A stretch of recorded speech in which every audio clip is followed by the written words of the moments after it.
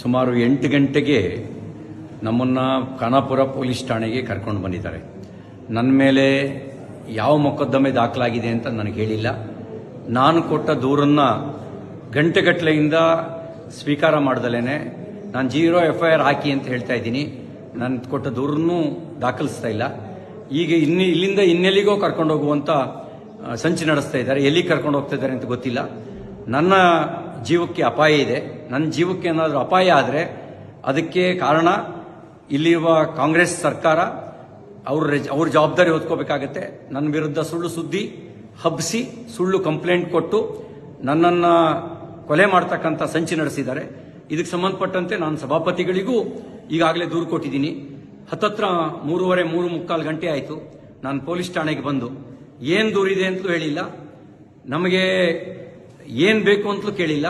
ಹೀನಾಯವಾಗಿ ನಡೆಸ್ಕೊಳ್ಳೋ ಕೆಲಸ ಮಾಡ್ತಾ ಇದ್ದಾರೆ. ಮತ್ತು ಇಲ್ಲಿಂದ ಎಲ್ಲಿಗೆ ಕರ್ಕೊಂಡು ಹೋಗ್ತಾರೆ ಅನ್ನೋದು ಕೂಡ ನನಗೆ ಸ್ಪಷ್ಟತೆ ಇಲ್ಲ.